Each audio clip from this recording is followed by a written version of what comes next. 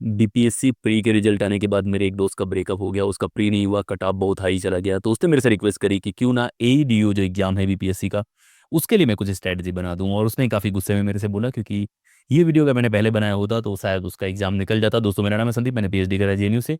और मैं आपको जो बताने वाला हूँ वो बेसिक स्ट्रेटजी, जो साइंटिफिक तरीके हैं जो आप यूज कर सकते हैं इस तरह के एग्जाम को क्रैक करने के लिए। जो अभी बीपीएससी का रिजल्ट आया है वो बहुत ही शॉकिंग है।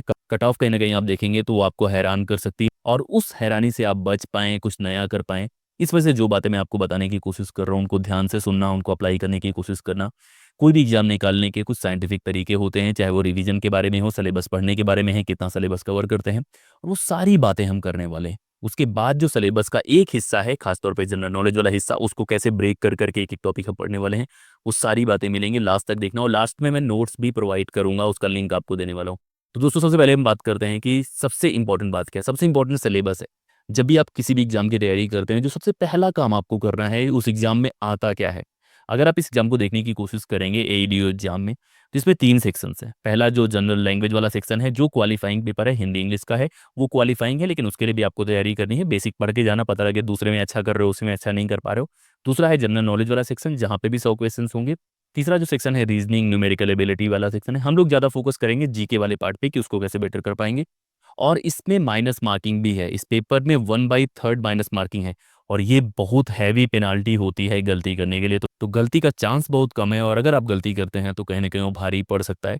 तो आप कुछ तरीके निकालते हैं जिससे आप गलती कम करें। पहला है सिलेबस पता होना चाहिए। अब सिलेबस की जब हम बात करते हैं, खासतौर पे जो दूसरा वाला सेक्शन है, जनरल नॉलेज वाला सेक्शन, उसमें अलग अलग सेक्शंस होते हैं। पॉलिटी हो गया, हिस्ट्री हो गया, geography, economics, science and tech, और बिहार से कनेक्टिंग जितने फैक्ट्स होते हैं। और पूरे सिलेबस में आप ध्यान देना कि बिहार हर जगह है, कि जो भी फैक्ट्स आप पढ़ने की कोशिश कर रहे हैं, चाहे पॉलिटी का, हिस्ट्री का, जो भी है, उस पर बिहार को केंद्र में रख के पढ़ना है, क्योंकि वहाँ से फैक्ट्स आते हैं। तो ये तो बेसिक सिलेबस के बारे में बातें हो गई। अगर आप बिना सिलेबस के इस एग्जाम की तैयारी कर रहे थे, कहीं ना कहीं आप गलती कर रहे थे, हो सकता है कि जब इस एग्जाम का रिजल्ट आए तो आपका ही ब्रेकअप हो जाए। तो उसी से बचना है, तो ये बातें ध्यान रखो। अब दूसरी बात करते हैं कि भाई इतना बड़ा सिलेबस है। सिलेबस जो है वो केवल लाइंस में लिखा हुआ है। इंडियन पॉलिटी का ये 8-9 टॉपिक लिखा हुआ है, जैसे यूपीएससी में होता है, लेकिन उसके डीप कितना है, कितना बाउंड्रीज हैं, कितना पूछा जाएगा, वो नहीं बताते ये लोग। और वहीं खतरनाक हो जाता है। तो देखो, आप अभी जितना टाइम आपके पास बाकी है, उसमें ऐसा तो है नहीं कि आप पूरा सिलेबस कंप्लीट कर पाओगे, या कर भी पाओगे तो क्या सारा सिलेबस बराबर होता है। इस चीज़ को अगर आपको समझना है तो एक नियम होता है जिसे हम बोलते हैं 80-20% रूल, जिसका मतलब होता है कि 20% सिलेबस ऐसा होता है जहां से 80% सवाल आते हैं। तो अगर आप 20% वो जो कोर है उसको पिक कर लेंगे कि भाई वो सवाल कहाँ से आते हैं, कौन सा इंपॉर्टेंट पार्ट है, तो आपके ज़्यादा चांसेस हैं उस एग्जाम में अच्छा करने के। तो 20% जो है वो कैसे पता करेंगे, उसके बारे में देखने की कोशिश करते हैं। और जब भी आप इस तरह के एग्जाम की तैयारी करते हैं, ज़्यादा बच्चे मिस्टेक क्या करते हैं, उनको लगता है कि हर बात इंपॉर्टेंट है। जो भी टॉपर्स होते हैं, जो भी अलग सोचने वाले होते हैं, उनको पता होता है कि कौन सा सेक्शन इंपॉर्टेंट है, कौन सा कम इंपॉर्टेंट है। जो ज़्यादा इंपॉर्टेंट है उस पर ज़्यादा टाइम देना है, जो कम इंपॉर्टेंट है उसमें कम टाइम देना है। मैं कुछ छोड़ने के बारे में नहीं बोल रहा हूँ, लेकिन प्रियोरिटी की बात कर रहा हूँ। तो आपको जो 20% पार्ट है वो पता करना है। जो भी प्रीवियस ईयर क्वेश्चन पेपर है उससे पता कर सकते हो। जो हम नोट्स प्रोवाइड करेंगे उसमें आपको हिंट मिल जाएगी कि 20% कौन सा पार्ट है जहां आपको बार बार हिट करना है। और वो अगर आपने जीत लिया तो कहीं ना कहीं आप इस एग्जाम को क्रैक कर सकते हैं, ज़्यादा बेहतर कर सकते हैं। तो आपको 20% 80% रूल लगाना है कि 20% सिलेबस को ध्यान देना है, क्योंकि 80% सवाल वहीं से आते हैं। अब वो पता करने के लिए आपको प्रीवियस ईयर क्वेश्चन पेपर पढ़ना पड़ेगा। वो करने के लिए जो नोट्स हम प्रोवाइड कराने वाले हैं वो आपको ध्यान देना है। खासतौर पे बिहार स्पेशल का हो गया, करंट अफेयर्स का हो गया, पॉलिटी का हो गया, जो भी हिस्ट्री का नोट्स है वो हम प्रोवाइड कराएंगे। तो वो देखने की कोशिश करना, उससे बहुत सारी चीज़ें समझ जाओगे। नोट्स के बारे में डिटेल से और बता दूंगा, लेकिन आपको 20% पे फोकस करना है। जहाँ भी टॉपर्स का अंडरस्टैंडिंग वाला मिले, या जो अच्छी नोट्स मिले, जरूरी नहीं कि आप हमसे ही लें, कहीं से भी लें, लेकिन उसके 20% पे फोकस करने की कोशिश करना। तीसरा काम आपको करना है रिवीजन के बारे में। बहुत बार बोलने की कोशिश करता हूँ, बहुत सारे बच्चों को क्या लगता है कि भाई एग्जाम का सिलेबस पता हो गया, जो भी नोट्स मिल रही हैं 8-10 कोचिंग की उठा लो, सबको पढ़ लो, कोई मतलब नहीं। आप अगर 100 किलोग्राम एक दिन में ड्राई फ्रूट खा लोगे, सब खा लोगे, आप पहलवान नहीं हो जाओगे। उसके लिए डिसिप्लिन मैटर करता है, और आप कितना पचा पाओगे। सेम पढ़ाई के साथ, आप जितना पचा पाओ ना उतना ही पढ़ने की कोशिश करो। जो आप रिवीजन नहीं कर पाओगे वो वेस्ट है। कोई भी कॉन्सेप्ट आज अगर आप पढ़ते हैं, एक हफ्ते बाद 90% आप भूल जाएंगे। तो आप 50 कोचिंग का भी पढ़ लेंगे ना, उसका भी 10% याद होगा।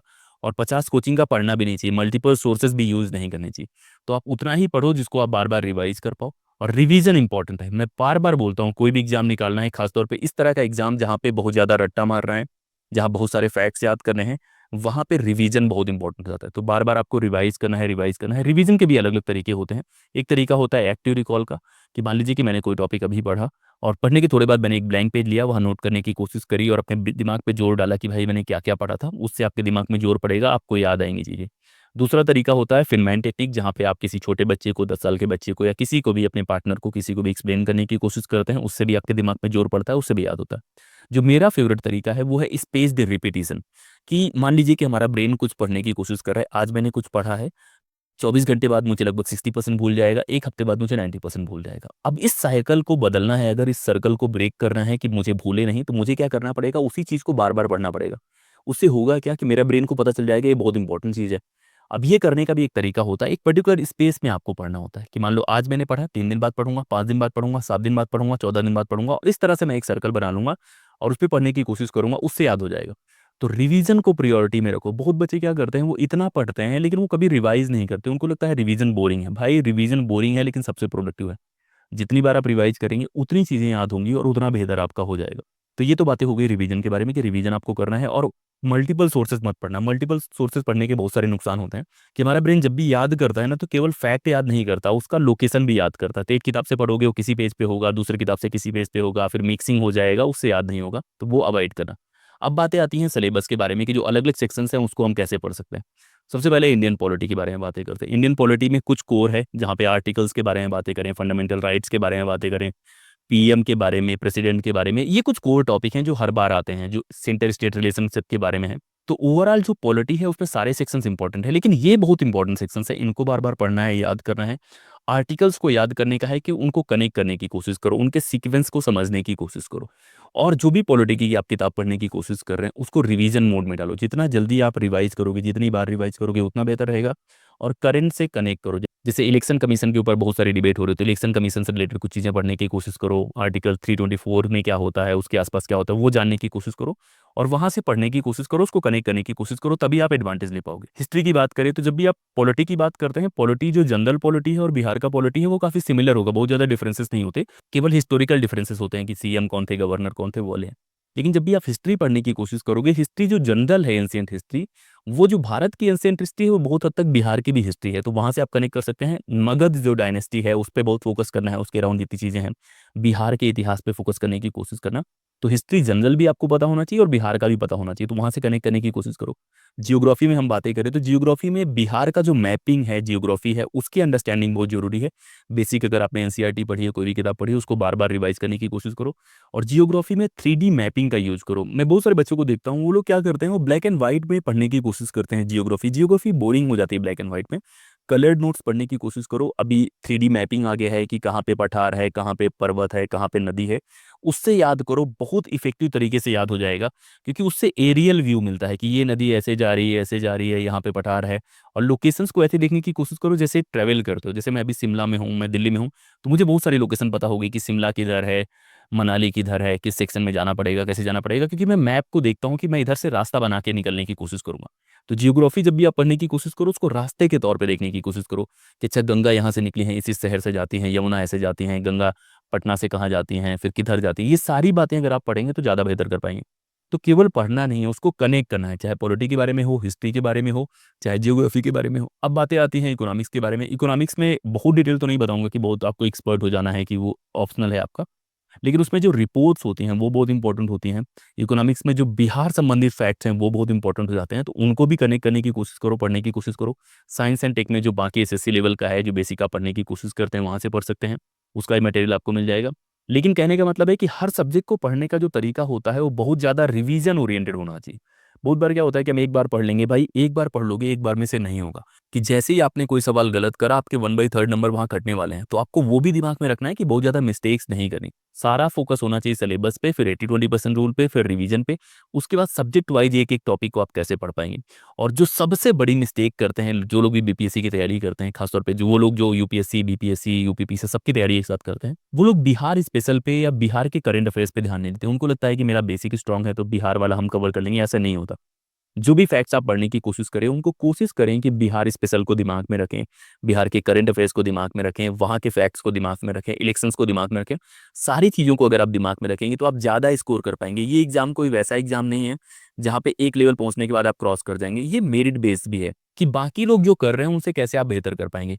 टाइम सबके पास सेम है, सिलेबस सेम है, बहुत बार मटेरियल भी सिमिलर ही होता है।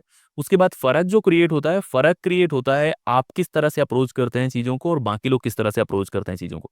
स्ट्रैटेजी पे ध्यान करो, प्लानिंग सही से करो, टाइम टेबल प्लानिंग करो, सबसे जो प्रोडक्टिव टाइम है आपका, वो लगाने की कोशिश करो रिवीजन में और जितना जल्दी आप रिवीजन मोड में आ जाते हैं, बार-बार रिवाइज़ करते हैं, चाहे लिख के रिवाइज़ कर रहे हैं, पढ़ के रिवाइज़ कर रहे हैं, उतना बेहतर आप कर पाएँगे। तो ये तो बातें हो गई बीपीएससी एईडीओ एग्ज़ाम के बारे में, कोई भी एग्ज़ाम इस तरीके से आप निकाल सकते हैं।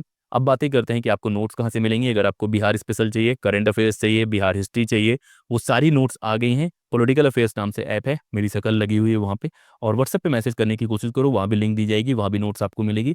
इसी तरह की वीडियोज़ हम लाते रहेंगे। गोल यही है कि कैसे भी करके आपका ब्रेकअप ना हो, कैसे भी करके आप ज़्यादा अच्छा कर पाएँ एग्ज़ाम में। इस वीडियो में इतना ही, लगातार बने रहो, मैसेज करने की कोशिश करो। जय हिंद।